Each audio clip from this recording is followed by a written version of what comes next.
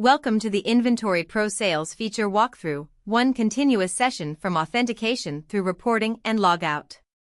The recording uses the same API login the app uses, with a fallback demo account when needed, then opens the main dashboard where KPI cards and charts live for revenue visibility. We scroll so totals and trend charts stay on screen. Next reopen Create Invoice, pick a real customer from the drop-down, use Add Line to build a 5-item sale. Assign a different catalog row per line where the product list allows it, vary quantities, and enter a discount in the summary column. Invoice status here stands in for payment state. Draft means no stock movement yet, while paid and unpaid reflect posted sales. We flip through statuses so you see the control. Then save and open the invoice list, where print opens a browser preview tab we close afterward.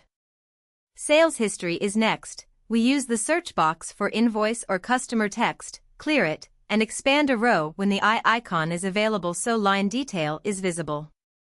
Export is shown from the reports page using the Export PDF control.